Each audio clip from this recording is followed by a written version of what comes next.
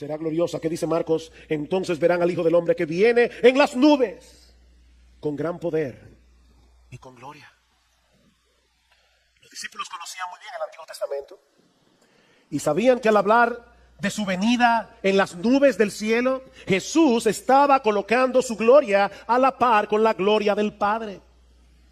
Dice en Éxodo capítulo 19:9 que el Señor le dijo a Moisés en el monte Sinaí: he aquí, vendré a ti en una densa nube. En el Salmo 97, versículo 2, dice que las nubes lo rodean. Estas nubes, mis hermanos, no son naturales. Estas nubes son un despliegue de la gloria de Dios. Hay una presencia especial del Espíritu de Dios en medio de la iglesia. Estamos alabando al Señor y uno casi puede palpar que Cristo realmente está presente en medio de su pueblo. Él le ha prometido estar presente en medio de su pueblo. Y uno puede alabar al Señor, pero uno lo está contemplando con los ojos de la fe. ¿Ustedes se imaginan, mis hermanos, lo que será aquel día? Cuando nuestro Señor Jesucristo regrese y nosotros podamos verle cara a cara, cuando nosotros podamos ver su gloria, una gloria que ahora está oculta de nuestros ojos, una gloria que ahora solo podemos contemplar con los ojos de la fe. Pero algún día, mis hermanos, los cielos se abrirán con gran estruendo y nuestro Señor Jesucristo regresará del cielo con poder y gran gloria en las nubes del cielo. Y nosotros le veremos. Y nosotros le veremos. ¿Cómo no debería eso llenar nuestras mentes y corazones? Y en ese momento, su iglesia será reunida a su Señor para regresar junto a Él y quedar junto a Él por los siglos de los siglos. Y eso nos lleva a nuestro último y más controversial encabezado: la reunión del pueblo de Dios en su segunda venida. Versículo 27.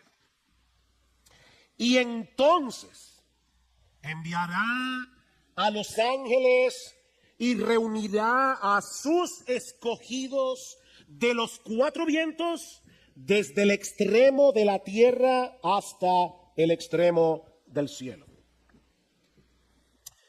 A través de toda la historia de la iglesia, yo quiero recalcar eso, a través de toda la historia de la iglesia hasta el siglo XIX, los creyentes habían creído prácticamente en unanimidad que el Señor Jesucristo habría de regresar una sola vez a la tierra y que en ese momento la iglesia sería arrebatada para encontrarse con su Señor.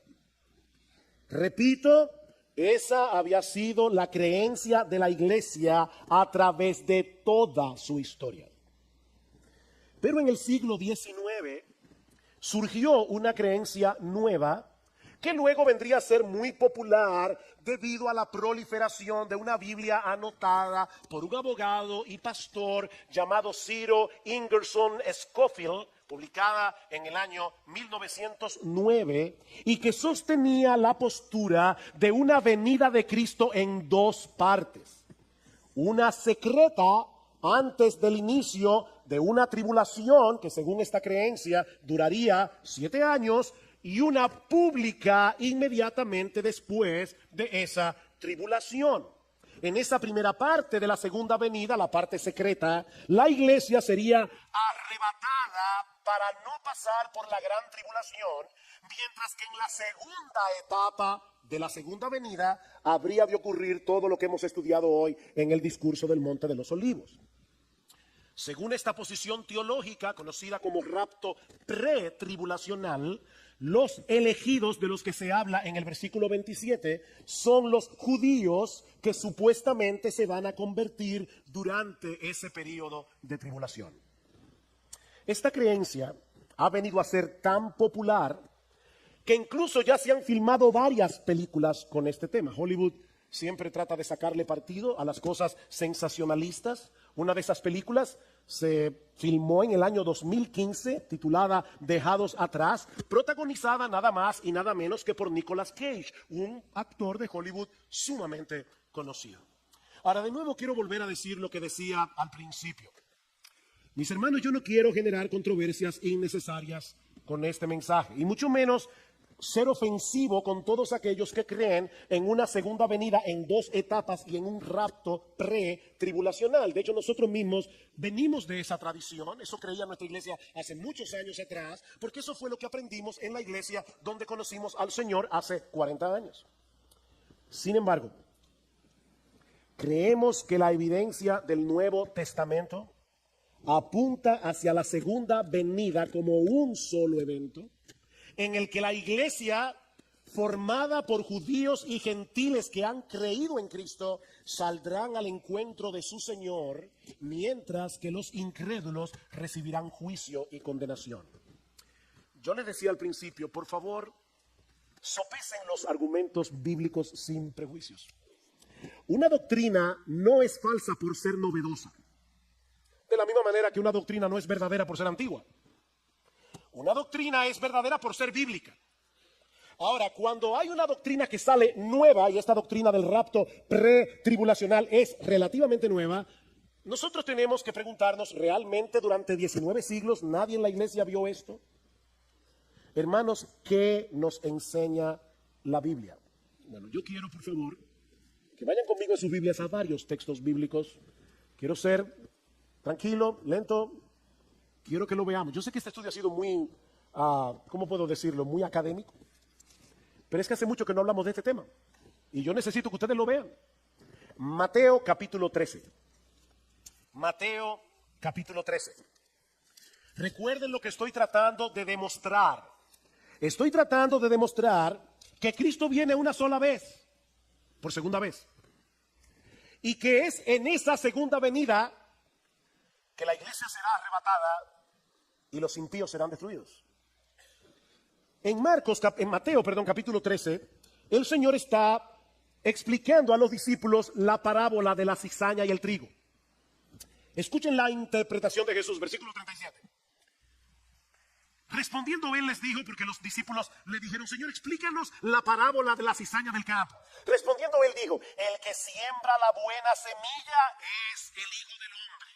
El campo es el mundo, no la iglesia. Yo no sé cuántas veces yo he oído personas diciendo, en la iglesia hay trigo y hay cizaña. Y es verdad que en la iglesia a veces hay trigo y hay cizaña. Pero este pasaje no está hablando de eso. Este pasaje está hablando de que a pesar de que Cristo ya inauguró su reino cuando vino la primera vez, murió en una cruz, ascendió a los cielos y se sentó a la diestra del Padre. Él ya está reinando.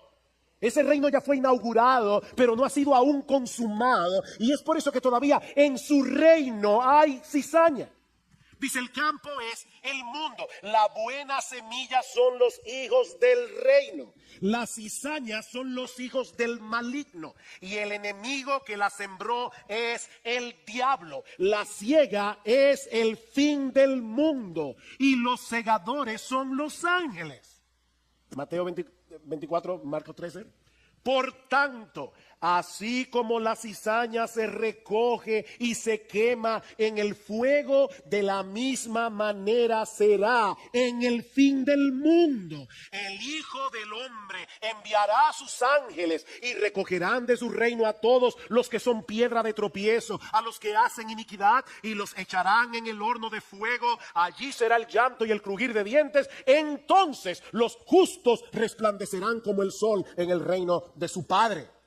Mis hermanos, ¿cuándo sucederá eso? En el fin del mundo. Cuando nuestro Señor Jesucristo regrese en gloria. Los malos serán recogidos de su reino y los justos también serán recogidos por los ángeles del cielo para reinar con Cristo por los siglos de los siglos. Primera Tesalonicenses capítulo 4. Alguien publicó un video por ahí diciendo que yo no creía en el arrebatamiento. Y hasta hereje me llamaron. Bueno, aprovecho para decir, yo creo en el arrebatamiento de la iglesia. Lo que yo no creo es en un arrebatamiento pre-tribulacional, pero yo creo en el arrebatamiento de la iglesia porque la Biblia lo dice. Ahora, ¿cuándo sucederá este arrebatamiento? Vean una vez más conmigo.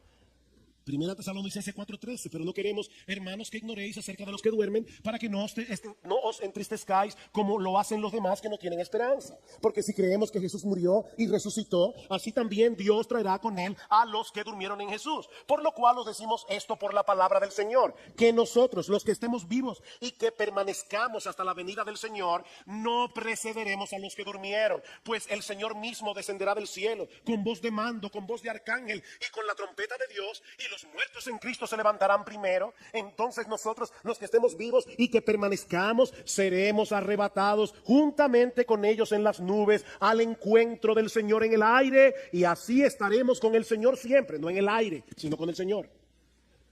Por tanto, confortaos unos a otros con estas palabras. Sí, yo sé que ya se acabó el capítulo 4, pero recuerden que la Biblia no se escribió en capítulos, así que sigamos leyendo. Ahora bien, hermanos, con respecto a los tiempos y a las épocas de cuando eso va a ocurrir, no tenéis necesidad de que os escriba nada, pues vosotros mismos sabéis perfectamente que el día del Señor vendrá como un ladrón en la noche. ¿Recuerdan el día del Señor del que habló Pedro?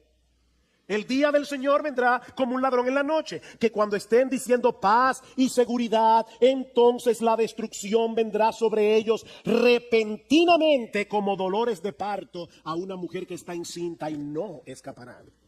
Mis hermanos, cuando yo leo este texto, en su contexto, yo no veo una venida pretribulacional 7 años en secreto, y luego una venida pública 7 años más tarde en la que los malos serán destruidos. Pablo está hablando aquí de un día del Señor en el que Cristo viene, los muertos resucitan, los creyentes son arrebatados y los impíos son destruidos.